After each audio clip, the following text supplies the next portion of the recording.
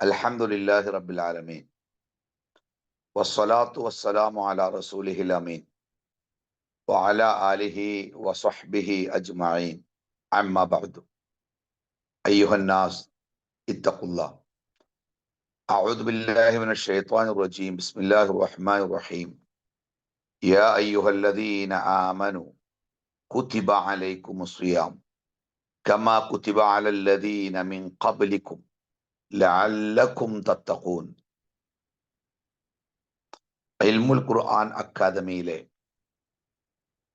ബഹുമാന്യരായ സഹോദരിമാരെ, സർവശക്തനായ അള്ളാഹുവിൻ്റെ നിയമങ്ങളും നിർദ്ദേശങ്ങളും വിധികളും വിലക്കുകളും ജീവിതത്തിൻ്റെ എല്ലാ സമയങ്ങളിലും എല്ലാ സന്ദർഭങ്ങളിലും എല്ലാ സാഹചര്യങ്ങളിലും ഒറ്റക്കായിരിക്കുമ്പോഴും കൂട്ടത്തിലായിരിക്കുമ്പോഴും ഒക്കെ അള്ളാഹുവിൻ്റെ വിധി വിലക്കുകൾ മുറുകെ പിടിച്ചുകൊണ്ട് ജീവിക്കണമെന്ന് സ്നേഹപൂർവം ഓർമ്മപ്പെടുത്തുകയാണ്. അള്ളാഹുവിനെ സൂക്ഷിച്ച് ജീവിക്കുന്ന മുത്തഖികളാവാൻ സർവശക്തൻ നമുക്കേവർക്കും തൗഫീഖ് നൽകുമാറാവട്ടെ. നമ്മുടെ ഈ പരിശ്രമങ്ങളൊക്കെ പരലോകത്ത് ഉപകരിക്കുന്ന സൽക്കർമ്മമായി പടച്ച റബ്ബ് സ്വീകരിക്കുമാറാവട്ടെ.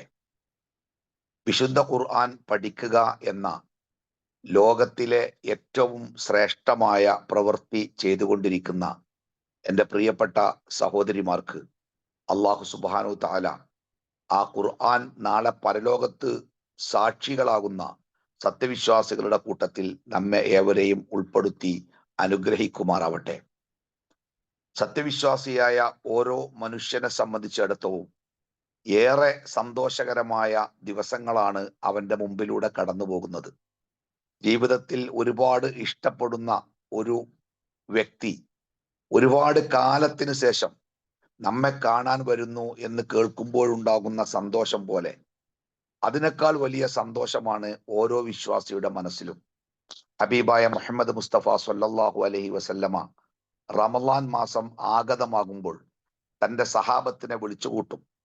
അൻ അബീ ഹുറൈറ റളിയല്ലാഹു അൻഹു ഖാല കാന റസൂലുള്ളാഹി സ്വല്ലല്ലാഹു അലൈഹി വസല്ലം, ഓരോ റമളാൻ മാസം വരുമ്പോഴും പ്രവാചകൻ സ്വല്ലല്ലാഹു അലൈഹി വസല്ലമ യുബശ്ശിറു അസ്ഹാബഹു. യുബശ്ശിറു, ബശ്ശറ എന്ന് പറഞ്ഞാൽ സന്തോഷ വർത്തമാനം അറിയിക്കുക എന്നാണ്. സന്തോഷ വാർത്ത അറിയിക്കുക. യുബശ്ശിറു അസ്ഹാബഹു, പ്രവാചകൻ സ്വല്ലല്ലാഹു അലൈഹി വസല്ലമ തൻ്റെ അനുയായികളെ സന്തോഷ വാർത്ത അറിയിക്കും.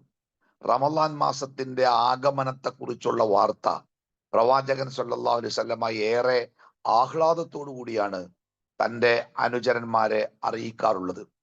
ആ അറിയിക്കുവാൻ വേണ്ടി പ്രവാചകൻ ഉപയോഗിക്കുന്ന പദം ഖദ് ജാഅക്കും റമളാൻ, ഖദ് ജാഅക്കും റമളാൻ ഷഹ്റുൻ മുബാറക്കുൻ.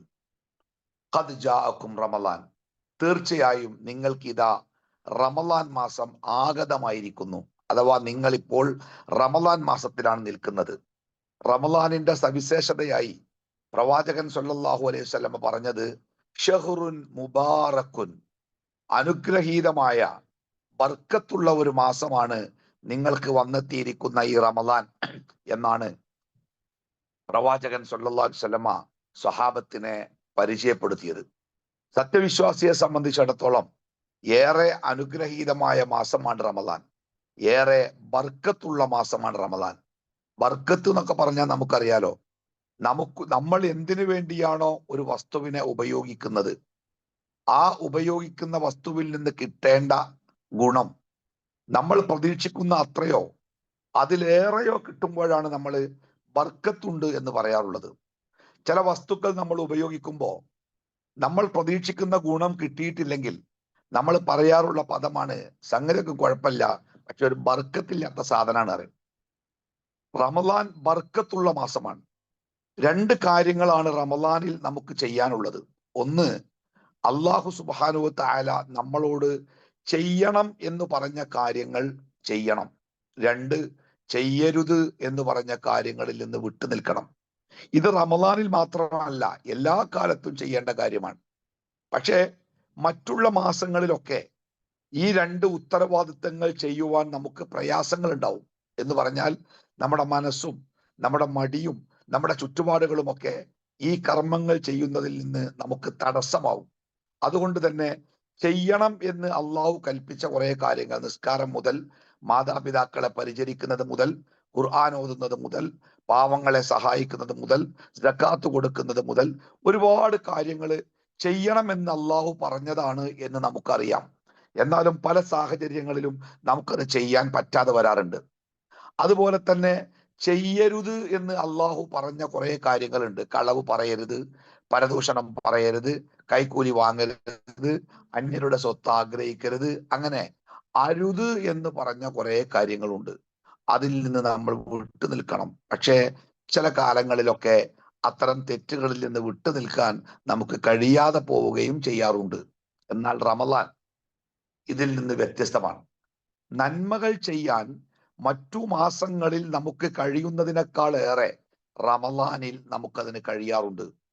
ഒരു ഇശാ നിസ്കാരത്തിന് ശേഷം 2 റക്അത്ത് സുന്നത്ത് നിസ്കരിക്കാൻ മടിയുള്ള മനുഷ്യന്മാർ പോലും റമദാനിൽ ഇശാക്ക് ശേഷം മണിക്കൂറുകൾ അവർ തറാവീഹ് നിസ്കരിക്കാറുണ്ട്, തഹജ്ജുദ് നിസ്കരിക്കാറുണ്ട്.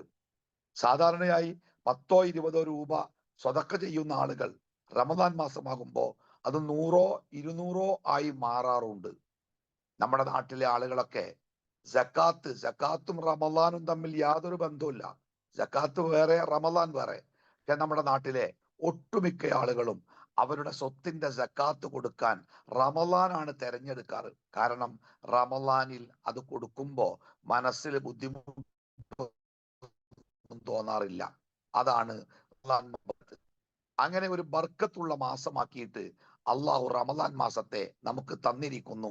അതുകൊണ്ട് സ്വഹാബികളെ, ഇതാ അനുഗ്രഹീതമായ മാസം നിങ്ങൾക്ക് വന്നെത്തിയിരിക്കുന്നു എന്ന് പ്രവാചകൻ ആഹ്ലാദത്തോടുകൂടി ആ മാസത്തിന്റെ ആഗമനത്തെക്കുറിച്ച് സത്യവിശ്വാസികൾക്ക് സന്തോഷ വാർത്ത അറിയിക്കാറുണ്ട്. നമ്മുടെ പൂർവികരായ സലഫുസാലിഹികളായ ആളുകൾ, മുൻകാലത്ത് ജീവിച്ചു പോയ സച്ചരിതരായ അള്ളാഹുവിന്റെ സ്വർഗത്തിന്റെ വഴിയിൽ ജീവിച്ച ആ സ്വാലിഹീങ്ങളായ ആളുകൾ അവരുടെ ജീവിതം രേഖപ്പെടുത്തിയ ഗ്രന്ഥങ്ങളിൽ കാണാം. അവർ റമദാനിന് മുമ്പ് 5 മാസക്കാലം അള്ളാഹുവിനോട് അല്ലാഹുമ്മ ബല്ലിഗ്നാ റമദാൻ, അല്ലാഹുമ്മ ബല്ലിഗ്നാ റമദാൻ, അള്ളാഹുവേ റമദാനിനെ നീ ഞങ്ങൾക്ക് എത്തിച്ചു തരേണമേ റബ്ബേ, റമദാനിനെ ഞങ്ങൾക്ക് എത്തിച്ചു തരേണമേ റബ്ബേ എന്ന് അവർ അള്ളാഹുവിനോട് പ്രാർത്ഥിക്കാറുണ്ടായിരുന്നു എന്നാണ്.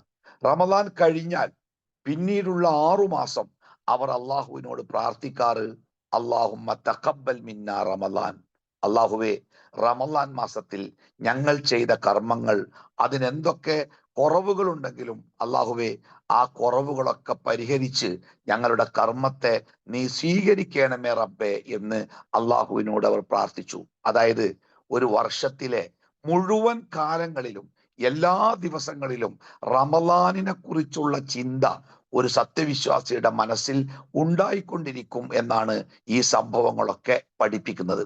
എന്താണ് സത്യവിശ്വാസിയായ ഒരു മനുഷ്യനും റമദാനും തമ്മിലുള്ള ഇത്രയും വലിയ ആത്മബന്ധത്തിന്റെ കാരണം എന്താണ്?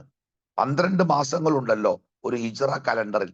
ആ 12 മാസങ്ങളിൽ റമദാൻ മാസത്തിന് മാത്രമാണ് അഹ്ലൻ എന്ന ഒരു അഭിവാദ്യത്തിന്റെ പദത്തോടു കൂടി നമ്മൾ സ്വീകരിക്കാറ്.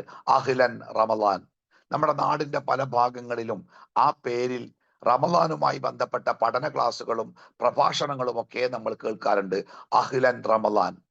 വേറെ ഒരു മാസത്തിന്റെ കൂടെയും അഹ്ലൻ മുഹറം എന്നോ അല്ലെങ്കിൽ അഹ്ലൻ ഷവ്വാൽ എന്നോ ആരും വിശേഷിപ്പിക്കാറില്ല. എന്താണ് റമദാൻ മാസത്തിനെ മാത്രം ഇങ്ങനെ വിശേഷിപ്പിക്കാനുള്ള കാരണം? അങ്ങനെ റമദാനിന്റെ ജീവിതത്തിലേക്ക് സ്വാഗതം ചെയ്യാനുള്ള കാരണം എന്താണ് എന്നതിനെ കുറിച്ച് നമ്മൾ കൃത്യമായിട്ട് മനസ്സിലാക്കണം.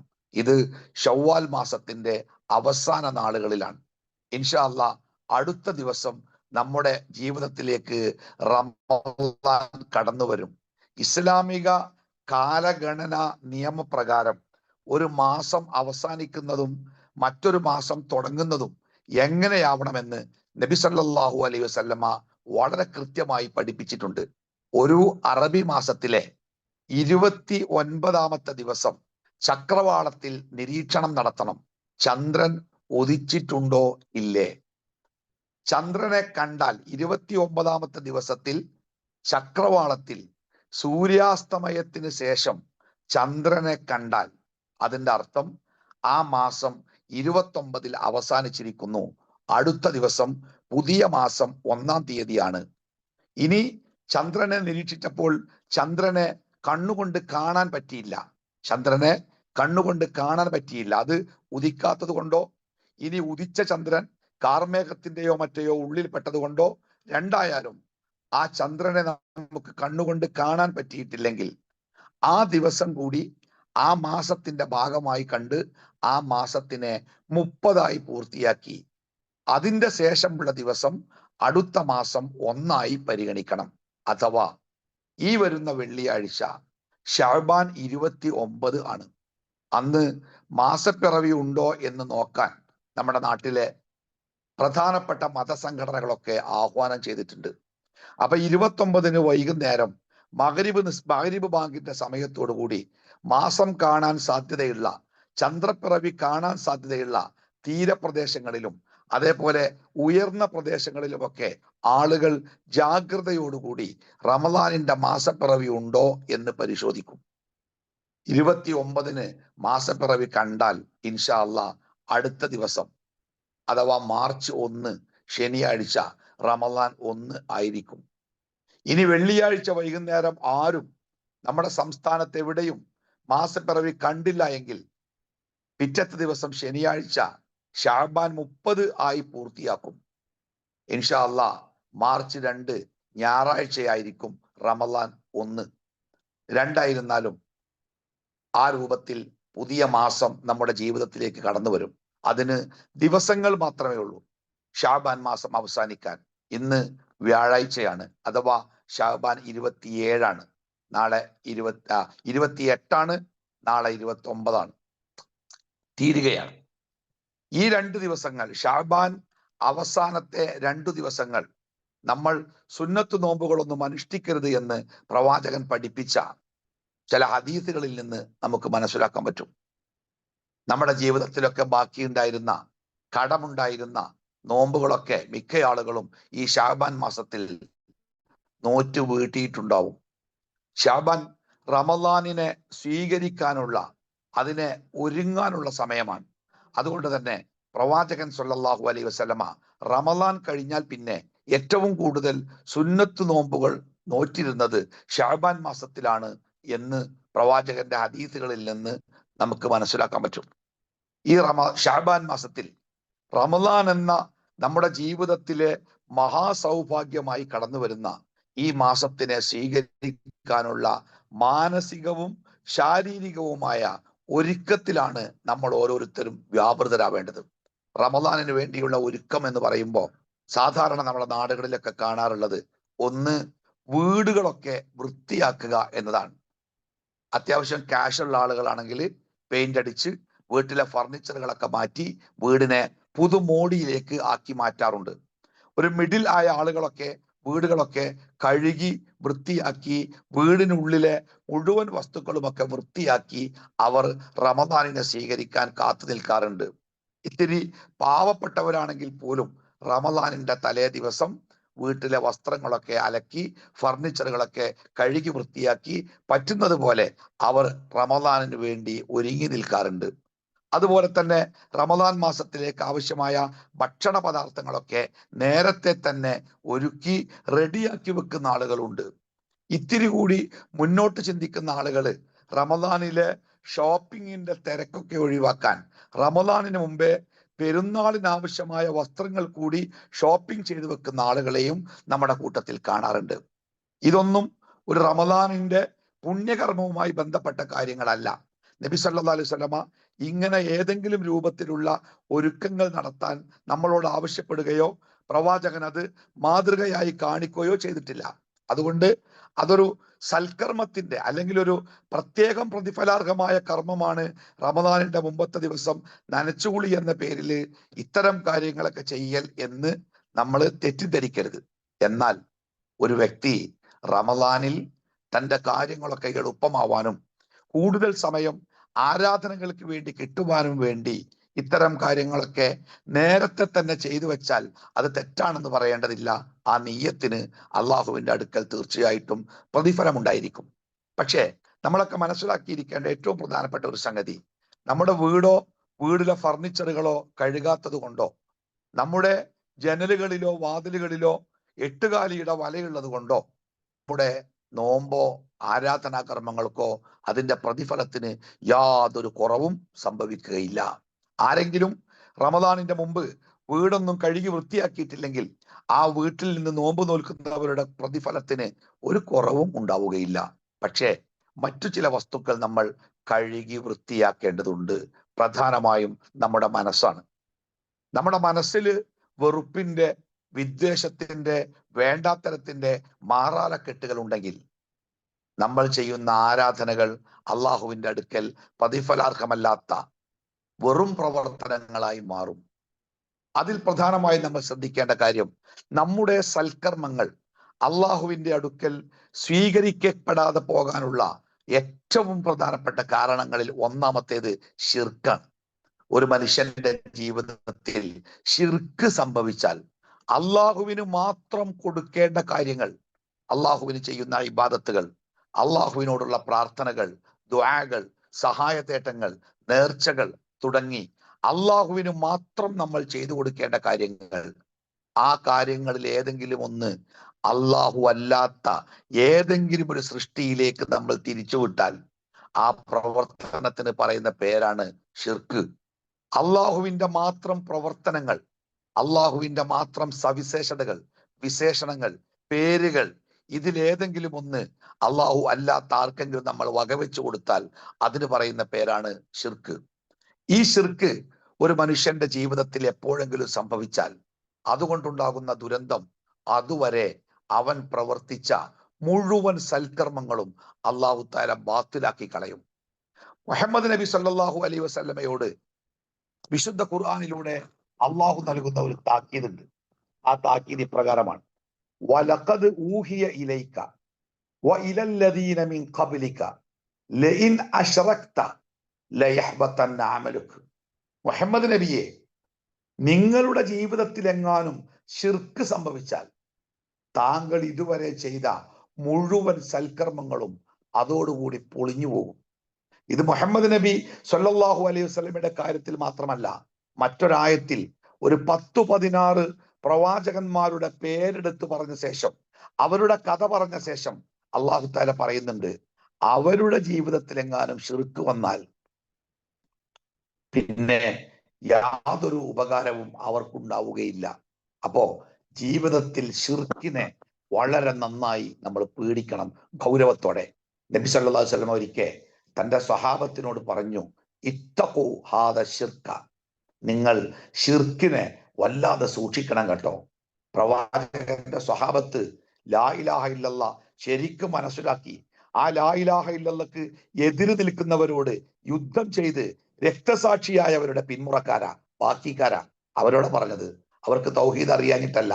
പക്ഷേ പ്രവാചകൻ പറയാണ്, ഇത്തഖൂ ഹാദ ശിർക, നിങ്ങൾ ശിർക്കിനെ സൂക്ഷിക്കണം കേട്ടോ. കറുത്ത ഒരു പാറയിലൂടെ കൂരിരുട്ടുള്ള ഒരു രാത്രിയിൽ ഒരു പ്രാണി അരിച്ചരിച്ചു വരുന്നത് പോലെ ശിർക്ക് നിങ്ങളുടെ മനസ്സിലേക്ക് കയറി വരും, നിങ്ങൾ പോലും പ്രതീക്ഷിക്കാതെ. അതുകൊണ്ട് ശിർക്കിനെ നിങ്ങൾ സൂക്ഷിക്കണം. ജീവിതത്തിന്റെ ചില ദുർബലാവസ്ഥകളിൽ, ചില ദുരന്ത അവസ്ഥകളിൽ, ചില പ്രയാസകരമായ അവസ്ഥകളിൽ നമ്മൾ അറിയാതെ നമ്മുടെ ജീവിതത്തിലേക്ക് ഈ സാധനം കയറി വരും. നോക്കൂ, നമ്മളൊരു പുതിയ വീടുണ്ടാക്കി. ആ വീടിൽ കയറിയ ഒന്നാമത്തെ ദിവസം തന്നെ വീട്ടുടമസ്ഥന് അപകടം പറ്റി, പിന്നെ കുട്ടികൾക്ക് അസുഖം, നിരന്തരമായ പ്രശ്നങ്ങൾ. അപ്പോ അയൽവാസിയായ ഒരാൾ വന്ന് പറയാണ്, നിങ്ങൾ ഈ വീടിന് കുറ്റിയടിച്ചപ്പോ വാസ്തു നോക്കിയിട്ടില്ലായിരുന്നോ?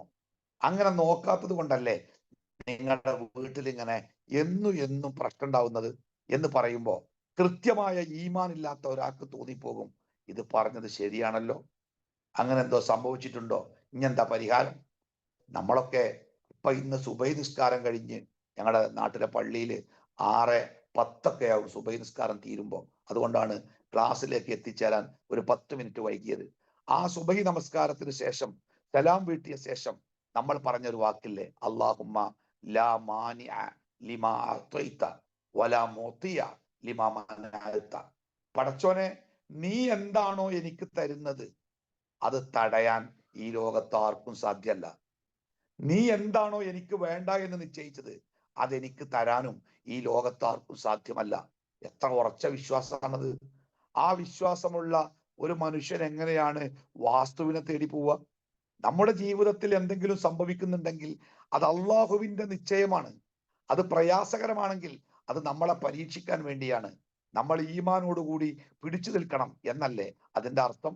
പക്ഷേ അത്തരം സന്ദർഭങ്ങളിലൊക്കെ ചില ആളുകൾ ഷിർക്കിനെ കുറിച്ച് ആ ജാറത്തിൽ പോയി നോക്കിയാൽ, ഈ ദർഗയിൽ പോയി നോക്കിയാൽ, അവിടെ നേർച്ചയാക്കിയാൽ പ്രയാസങ്ങൾ മാറിയേക്കും എന്ന് പറയുമ്പോ, ഒരു കുട്ടികളില്ലാതെ ഒരു കുട്ടിക്ക് വേണ്ടി പ്രയാസപ്പെടുന്ന ഒരു ദമ്പതികളോട് എല്ലാ മരുന്നുകളും അവസാനിക്കുമ്പോ ഇന്നയിടത്തൊന്ന് പോയി നോക്കൂ, അവിടെ ഒരു നേർച്ചയുണ്ട്, അവിടെ നിങ്ങൾ ഇന്നയാൾക്ക് നേർച്ചയാക്കിയാൽ നിങ്ങൾക്ക് കുട്ടിയെ കിട്ടുമെന്ന് പറയുമ്പോഴൊക്കെ നമ്മുടെ തൗഹീദ് ശക്തമായ പരീക്ഷണത്തിന് വിധേയമാവുകയും പലപ്പോഴും അവിടെ ശിർക്ക് കയറി വരികയും ചെയ്യും.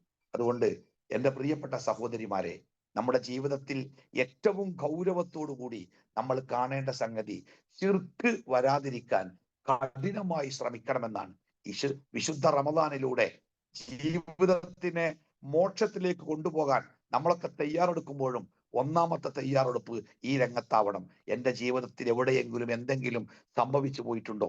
പ്രവാചകൻ സല്ലല്ലാഹു അലൈഹി വസല്ലമയോട് സ്വഹാബത്ത് ചോദിക്കുന്നുണ്ട്, അള്ളാഹുവിന്റെ പ്രവാചകരെ, ഇത്രയും ഗൂഢമായി നമ്മുടെ മനസ്സിലേക്ക് ശിർക്ക് കയറി വരുമ്പോ അതിനെ എങ്ങനെയാണ് റസൂലെ ഞങ്ങൾ പ്രതിരോധിക്കുക? പ്രവാചകൻ സല്ലല്ലാഹു അലൈഹി വസല്ലമ പറഞ്ഞത്, നിങ്ങൾ അള്ളാഹുവിനോട് നിരന്തരമായി പ്രാർത്ഥിക്കണം. അള്ളാഹുവേ, ഞങ്ങൾ അറിഞ്ഞുകൊണ്ട് ശിർക്കിലേക്ക് പോകുന്നതിൽ നിന്ന് നിന്നോട് ഞങ്ങൾ അഭയം തേടുന്നു. അള്ളാഹുവേ, ഞങ്ങൾ അറിയാതെ ഞങ്ങളുടെ ജീവിതത്തിൽ ശിർക്കിൻ്റെതായ വല്ലതും സംഭവിച്ചു പോയിട്ടുണ്ടെങ്കിൽ പടച്ച റബ്ബേ ഞങ്ങൾക്ക് പുറത്തു തരണേ എന്ന് ദിവസവും നമ്മൾ അള്ളാഹുവിനോട് പ്രാർത്ഥിക്കണമെന്ന് നബി സല്ലല്ലാഹു അലൈഹി വസല്ലമ നമ്മളെ പഠിപ്പിക്കുന്നുണ്ട്. അതുകൊണ്ട് ശിർക്കിനെ കുറിച്ച് ജാഗ്രതയുള്ളവരാവുക. രണ്ടാമത്തേത്, നബി സല്ലല്ലാഹു അലൈഹി വസല്ലമ പഠിപ്പിക്കുന്നത്, ഒരു മനുഷ്യന്റെ ജീവിതത്തിൽ അള്ളാഹു തആല നിശ്ചയിച്ചു തന്ന ചില ബന്ധങ്ങളുണ്ട്, കുടുംബ ബന്ധങ്ങൾ. വ്യത്യസ്തരായ വ്യക്തികളുമായി പല രൂപത്തിലുള്ള കുടുംബ ബന്ധങ്ങൾ, ബാപ്പയാണ്, ഉമ്മയാണ്, സഹോദരനാണ്, എളാപ്പയാണ്, അമ്മാവനാണ്, അമ്മായിയാണ് എന്നൊക്കെ ഓരോ വ്യക്തികളുമായി ഒരു ബന്ധം അള്ളാഹു തആല നമുക്ക് ഉണ്ടാക്കി തന്നിട്ടുണ്ട്. ഈ ബന്ധങ്ങൾ നമുക്കിഷ്ടമായാലും ഇല്ലെങ്കിലും ശരി, അപ്പുറത്തുള്ള ആളുകൾ ഏത് സ്വഭാവക്കാരായാലും ശരി, അവർ നമ്മളോട് ഇണങ്ങുന്നവരോ പിണങ്ങുന്നവരോ ആരായിരുന്നാലും ശരി, ആ വ്യക്തികളുമായി അള്ളാഹു നമുക്ക് ഉണ്ടാക്കി തന്ന കുടുംബ ബന്ധം മുറിച്ചു കളയാതെ നമ്മൾ ജീവിതത്തിൽ കാത്തു സൂക്ഷിക്കണം. ആരെങ്കിലും അള്ളാഹു തആല നിശ്ചയിച്ചു തന്ന ബന്ധങ്ങളെ തെറ്റി ആ ബന്ധം മുറിച്ചു കളഞ്ഞിട്ടുണ്ടെങ്കിൽ അവന്റെ സൽക്കർമ്മങ്ങൾ സ്വീകരിക്കപ്പെടുകയില്ല എന്ന് പ്രവാചകൻ സല്ലല്ലാഹു അലൈഹി വസല്ലമ പഠിപ്പിച്ചിട്ടുണ്ട്. ലാ യദ്ഖുലുൽ ജന്ന ഖാത്തിഉ റഹ്മിൻ. കുടുംബ ബന്ധം മുറിച്ചു കളഞ്ഞവൻ സ്വർഗത്തിൽ പ്രവേശിക്കുകയില്ല. കാരണം അവന്റെ സൽക്കർമ്മങ്ങൾ ആ ബന്ധം നന്നാക്കുന്നത് വരെ അള്ളാഹു സ്വീകരിക്കുകയില്ല എന്നാണ് പഠിപ്പിക്കപ്പെട്ടത്. അതുകൊണ്ട് പ്രിയപ്പെട്ട മുഅ്മിനത്തുകളെ, നിങ്ങളുടെ ജീവിതത്തിൽ കുടുംബങ്ങളിൽ, വീടുകളിൽ എവിടെയെങ്കിലും കണ്ടാൽ മിണ്ടാത്ത, മിണ്ടിയാൽ മറുപടി പറയാത്ത, മുഖത്തേക്ക് നോക്കാത്ത, തിരിഞ്ഞു നടക്കുന്ന, സലാം പറയാത്ത, പറഞ്ഞാൽ മടക്കാത്ത ബന്ധങ്ങൾ മുറിഞ്ഞു പോയവരുണ്ടെങ്കിൽ ആ ബന്ധങ്ങൾ നന്നാക്കിയെടുക്കുക. ആ ബന്ധങ്ങൾ നന്നാക്കിയെടുക്കാതെ നാം ചെയ്യുന്ന സൽക്കർമ്മങ്ങൾ അത് സ്വീകരിക്കപ്പെടാതെ പോകും. നോമ്പായാലും സക്കാത്തായാലും ഹജ്ജായാലും ഉംറയായാലും ഏതായാലും. അതുകൊണ്ട് ആ കർമ്മങ്ങൾ നന്നാക്കിയെടുക്കാൻ ശ്രദ്ധിക്കുക. മൂന്നാമത്തേത്, നമ്മുടെ അമലുകൾ സ്വീകരിക്കപ്പെടാനുള്ള പ്രധാനപ്പെട്ട ഒരു സംഗതിയായി പ്രവാചകൻ സല്ലല്ലാഹു അലൈഹി വസല്ലമ പഠിപ്പിച്ചത്, നമ്മുടെ ഉപജീവന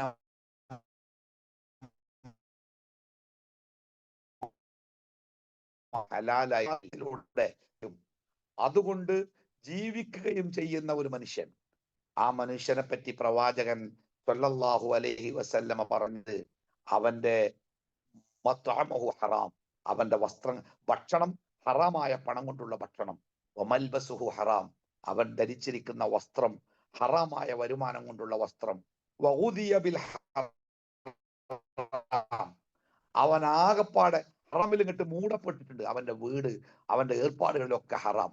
എന്നിട്ട് പ്രവാചകൻ സല്ലല്ലാഹു അലൈഹി വസല്ലമ പറയുന്നുണ്ട്, ഫഅന്നാ യുസ്തജാബു ഫഅന്നാ യുസ്തജാബു. എങ്ങനെയാണ് അവന്റെ തേട്ടങ്ങൾക്ക്, അവന്റെ പ്രാർത്ഥനകൾക്ക് അള്ളാഹുവിൽ നിന്ന് ഉത്തരം കിട്ടുക? നമ്മുടെ പ്രാർത്ഥനകൾക്ക് ഉത്തരം കിട്ടിയിട്ടില്ലെങ്കിൽ പിന്നെ നമ്മുടെ ആരാധനകൾ കൊണ്ട് എന്താ കാര്യം? കാരണം ആരാധനയാകുന്നത് അതിൽ പ്രാർത്ഥന ഉണ്ടാകുമ്പോഴാണ്. നബി സല്ലല്ലാഹു അലൈഹി വസല്ലമ പറഞ്ഞത് അദ്ദുആഉ ഹുവൽ ഇബാദ. പ്രാർത്ഥന അതുതന്നെയാണ് ആരാധന. ഏതൊരു കർമ്മത്തിലും പ്രാർത്ഥനയുണ്ടോ അപ്പോഴേ അത് ആരാധനയാവുകയുള്ളൂ. പ്രാർത്ഥനയില്ലേ അത് ആരാധനയല്ല. അപ്പൊ നമ്മുടെ പ്രാർത്ഥന അല്ലാഹു തആല സ്വീകരിക്കുകയില്ല എന്ന് പറയുമ്പോൾ അവിടെ നമുക്ക് നഷ്ടമാകുന്നത് നമ്മുടെ ആരാധനകൾ സ്വീകരിക്കപ്പെടാതെ പോകുമെന്നതാണ്. അതുകൊണ്ട് നമ്മളൊക്കെ, പ്രത്യേകിച്ച് നിങ്ങൾ സഹോദരിമാർ, നിങ്ങളുടെ കുടുംബനാഥന്മാരോട് പറയണം, നമ്മുടെ വരുമാനങ്ങൾ ഹലാലാവണം. അത് കുറച്ചായാലും ശരി.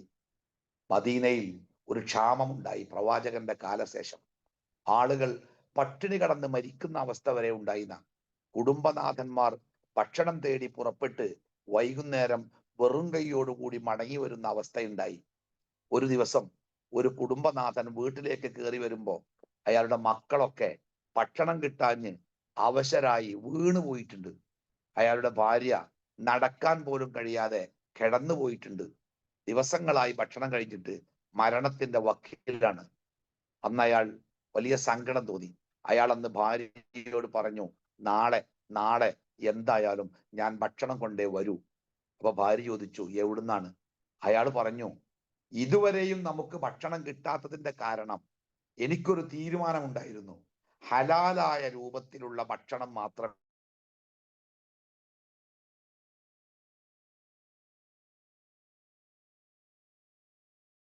എന്നാൽ ഹറാമായ രൂപത്തിൽ പിടിച്ചു പറിച്ചോ മോഷ്ടിച്ചോ മറ്റേതെങ്കിലും രൂപത്തിലോ ശ്രമിച്ചാൽ ഭക്ഷണം കിട്ടാനുണ്ട്. അതിനുള്ള കഴിവ് ഉണ്ട്.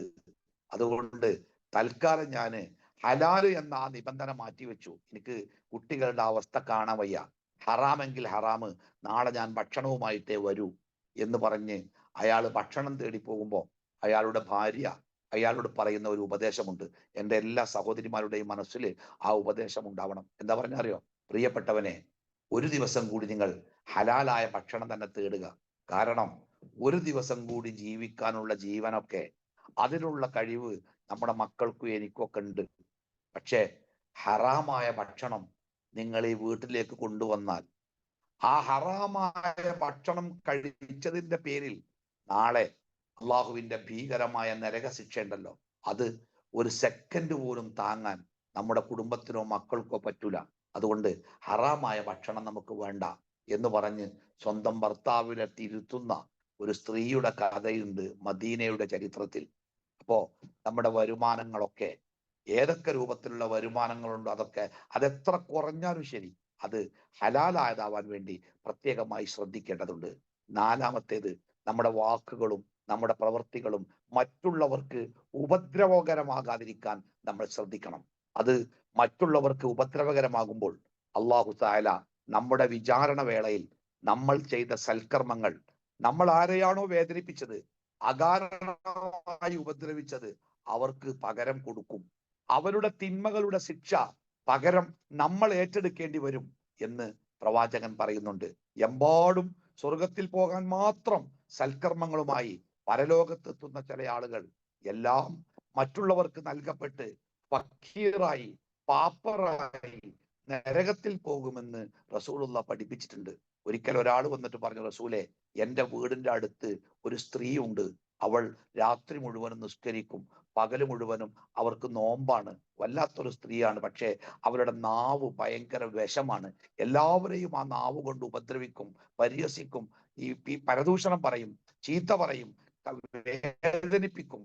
നാവ്, ബാക്കി അവരുടെ കർമ്മങ്ങളൊക്കെ വളരെ ഉഷാറാണ്. നബി സല്ലല്ലാഹു അലൈഹി വസല്ലമ ഒരു വിശദീകരണവും ഇല്ലാതെ അതിന് കൊടുത്ത മറുപടി വഹിയ ഫിന്നാർ, അവൾ നരകത്തിലാണ് എന്നാണ്. അപ്പൊ നാവുകൾ, ഇടപാടുകൾ, മറ്റുള്ളവരുമായുള്ള ബന്ധങ്ങളിലൊക്കെ മറ്റുള്ളവർക്ക് വേദനയുണ്ടാക്കാത്ത, അവരെ അവഹേളിക്കാത്ത, അവരെ മോശപ്പെടുത്താത്ത, അപമാനിക്കാത്ത, അവർക്ക് ശല്യം ഉണ്ടാവാത്ത ജീവിതം നയിക്കാൻ നമ്മൾ ശ്രദ്ധിക്കണം. 4 കാര്യങ്ങളാണ് ഞാൻ പറഞ്ഞത്. ഒന്ന്, നമ്മുടെ റമദാനുമായി ബന്ധപ്പെട്ട് ശ്രദ്ധിക്കേണ്ട കാര്യം, ശിർക്ക് ശ്രദ്ധിക്കണം. 2, കുടുംബ ബന്ധങ്ങൾ ശ്രദ്ധിക്കണം. 3, നമ്മുടെ വരുമാനങ്ങൾ, ഉപജീവനങ്ങൾ ഹലാലാക്കാൻ ശ്രദ്ധിക്കണം. 4-മത്തേത് ഈ പറഞ്ഞ പോലെ വാക്കും പ്രവൃത്തികളും സൂക്ഷിക്കണം. ഈ സൂക്ഷ്മതയോടെ നമ്മൾ ഈ ശാബാൻ മാസത്തിന്റെ അവസാന നാളുകളിൽ റമദാനിനെ സ്വീകരിക്കുവാൻ വേണ്ടി ഒരുങ്ങി നിൽക്കുക.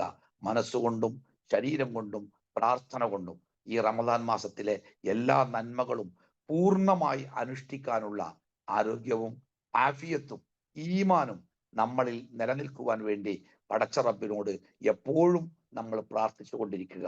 നമ്മുടെ ജീവിതത്തിലെ എന്തൊക്കെ വേണ്ടാത്തരങ്ങൾ തുടർന്നു പോരുന്നുണ്ടോ അതൊക്കെ ഈ റമദാനിൽ നിന്ന് മാറ്റിവെക്കാൻ ആവശ്യമായ എല്ലാ കാര്യങ്ങളും ചെയ്യുക.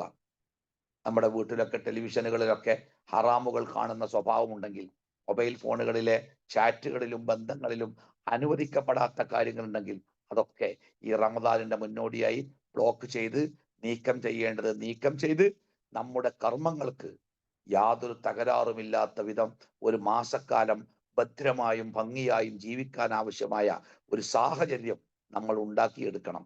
അതിന് അള്ളാഹുവിനോട് നമ്മൾ പ്രാർത്ഥിക്കണം. നിങ്ങളുടെ വീടുകളിലെ എല്ലാ ആളുകൾക്കും, കുട്ടികൾ മുതൽ മുതിർന്നവർ വരെ എല്ലാവർക്കും റമദാനിന്റെ ആഗമനത്തിന്റെ സന്തോഷ വർത്തമാനം അറിയിക്കണം. നോമ്പ് നോൽക്കാൻ കഴിയാത്ത, പ്രായം കൊണ്ടോ രോഗങ്ങൾ കൊണ്ടോ അവശരായ ആളുകൾ വീട്ടിലുണ്ടെങ്കിൽ അവർക്ക് നോമ്പിന് പകരം ഫിദിയ കൊടുക്കാനുള്ള സൗകര്യങ്ങൾ ഒരുക്കണം. ഇത് പരീക്ഷാകാലമാണ്, മാർച്ച് മാസമാണ്. പല കുട്ടികൾക്ക് ഒരു പക്ഷേ നോമ്പും പരീക്ഷയും ഒരുമിച്ച് കൊണ്ടുപോകാൻ പ്രയാസമുള്ളവരുണ്ടാവാം. സാധിക്കുമെങ്കിൽ നോമ്പോട് കൂടി തന്നെ അവർ പോകട്ടെ, അള്ളാഹുവിന്റെ അനുഗ്രഹം അവർക്കുണ്ടാകും. അല്ല, ശാരീരികമായിട്ടൊക്കെ അവശതയുള്ള അല്ലെങ്കിൽ നോമ്പ് നോറ്റുപോയാൽ പരീക്ഷയെ ബാധിക്കും എന്നുറപ്പുള്ള കുട്ടികളുണ്ടെങ്കിൽ അവർക്ക് നോമ്പിൽ ഇളവ് കൊടുക്കണം. ആ നോമ്പുകൾക്ക് പകരമുള്ള നോമ്പുകൾ അവർ മറ്റു ദിവസങ്ങളിൽ നോൽക്കുന്നുണ്ട് എന്ന് ഉറപ്പുവരുത്തണം. അവർ നോമ്പ് നോൽക്കാത്ത ദിവസങ്ങളിൽ മറ്റുള്ളവരുടെ മുമ്പിൽ വെച്ച് നോമ്പ് നോൽക്കാത്തവരെ പോലെ പെരുമാറാൻ പാടില്ല, ഭക്ഷണം കഴിക്കാൻ പാടില്ല, യാതൊന്നും തിന്നാനോ കുടിക്കാനോ പാടില്ല എന്നൊക്കെ ആ കുട്ടികളെ പറഞ്ഞ് നമ്മൾ ബോധ്യപ്പെടുത്തണം. അള്ളാഹു സുബ്ഹാനഹു തആല ഈ വിശുദ്ധമായ റമദാൻ മാസത്തിന്റെ എല്ലാ നന്മകളും സ്വന്തമാക്കാൻ നമുക്കെല്ലാവർക്കും കഴിവും തൗഫീക്കും പ്രദാനം ചെയ്യുമാറാവട്ടെ. റമദാൻ മാസത്തിനെ ശ്രദ്ധിക്കാതെ അലസതയോടെ അവഗണിച്ചു കളഞ്ഞവർക്ക് ലഭിക്കുന്ന മാരകമായ ശിക്ഷയിൽ നിന്ന് അള്ളാഹു നമ്മളെല്ലാവരെയും കാത്തുരക്ഷിക്കുമാറാവട്ടെ. എല്ലാ നോമ്പുകളും എല്ലാ തറാവീഹ് നമസ്കാരങ്ങളും ഭംഗിയായി നിർവഹിക്കുവാനും വിശുദ്ധ ഖുർആൻ പലവട്ടം ഓതി തീർക്കുവാനും അള്ളാഹുവിന്റെ ദീനിന്റെ അറിവുകൾ പരമാവധി സമ്പാദിക്കുവാനും അള്ളാഹു നമുക്കെല്ലാവർക്കും ഈ വിശുദ്ധമായ മാസത്തിൽ കഴിവും തൗഫീഖും പ്രദാനം ചെയ്യുമാറാവട്ടെ. ഇതുപോലെ ഇനിയും ഒത്തുകൂടാൻ അള്ളാഹു നമുക്ക് അവസരം നൽകുമാറാവട്ടെ. സാന്ദർഭികമായി ഒരു കാര്യം കൂടി സൂചിപ്പിക്കുന്ന, റമദാൻ മാസം സ്വതക്കയുടെയും സക്കാത്തിന്റെയും ഒക്കെ മാസമാണ്. ഞാൻ ഇവിടെ നിൽക്കുന്നത് ഒരു അനാഥാലയത്തിന്റെ മുമ്പിലാണ്. 150 കുട്ടികളെ സമ്പൂർണമായി ഏറ്റെടുത്ത് അവർക്ക് വേണ്ട എല്ലാ കാര്യങ്ങളും ചെയ്തു കൊടുത്ത് സംരക്ഷിക്കുന്ന ഒരു അനാഥാലയം. നിങ്ങളുടെയൊക്കെ കുടുംബത്തിലോ പരിസരങ്ങളിലോ ബന്ധങ്ങളിലോ സംസാരങ്ങളിലോ ഒക്കെ അതിനർഹരായ കുട്ടികളുണ്ടെങ്കിൽ, മാതാപിതാക്കൾ മരിച്ചവരോ ഇല്ലാത്തവരോ നോക്കാത്തവരോ നോക്കാൻ കഴിയാത്തവരോ ഒക്കെ ആയ മക്കൾ, അതേപോലെ മാതാപിതാക്കൾ പറഞ്ഞത് അനുസരിക്കാത്ത കുട്ടികൾ, മൊബൈൽ ഫോണ്, പ്രണയം, ഇങ്ങനെ ഒരുപാട് പ്രശ്നങ്ങളുണ്ടല്ലോ പുതിയ കാലത്ത്. അത്തരം കുട്ടികളെയൊക്കെ ദീനിന്റെ മാർഗത്തിൽ വളർത്തുന്ന ഒരു സ്ഥാപനം കൂടിയാണ് ചുങ്കത്തറ നജാത്തുൽ അനാം എന്ന് പറയുന്ന ഈ അനാഥാലയവും അനുബന്ധ സ്ഥാപനങ്ങളും. നിങ്ങളൊക്കെ റമദാനിൽ സക്കാത്തും സദക്കയും ഒക്കെ ഏറെ കൊടുക്കാൻ ഇഷ്ടപ്പെടുന്നവരാണ്. അത്തരം സന്ദർഭങ്ങളിലൊക്കെ ഈ നജാത്തുൽ അനാം എന്ന യത്തീംഖാനയെ നിങ്ങളുടെ ഓർമ്മയിൽ വെക്കണം. റമദാനിൽ ഒരിക്കലെങ്കിലും നിങ്ങൾ ഈ സ്ഥാപനത്തെ സഹായിക്കണം. ഒരു ദിവസത്തെ ഇഫ്താറിന് നമുക്ക് 15,000 രൂപയാണ് നമ്മുടെ ചെലവ്. അതോ അല്ലെങ്കിൽ വസ്ത്രങ്ങളോ പെരുന്നാളോ എന്തോ ആവാം, ഒരു കടലാസ് പെൻസിലിന്റെ പൊട്ടുപോലും ഉണ്ടെങ്കിൽ അതെങ്കിലും ഈ സ്ഥാപനത്തിന് ആവശ്യമാണ്. അപ്പൊ നിങ്ങളുടെ ഈ ഉമ്മുൽ ഖുർആൻ ഗ്രൂപ്പിന്റെ അധികാരികളുമായിട്ടൊക്കെ ബന്ധപ്പെട്ടാൽ നിങ്ങൾക്ക് ഈ സ്ഥാപനവുമായി ബന്ധപ്പെടാനാവും. മറക്കരുത്. അള്ളാഹു അനുഗ്രഹിക്കട്ടെ. വസല്ലല്ലാഹു അലാ മുഹമ്മദിൻ വഅലാ ആലിഹി വസഹ്ബിഹി അജ്മഈൻ. അൽഹംദുലില്ലാഹി റബ്ബിൽ ആലമീൻ. അസ്സലാമു അലൈക്കും വറഹ്മത്തുള്ളാഹി വബറകാതുഹു.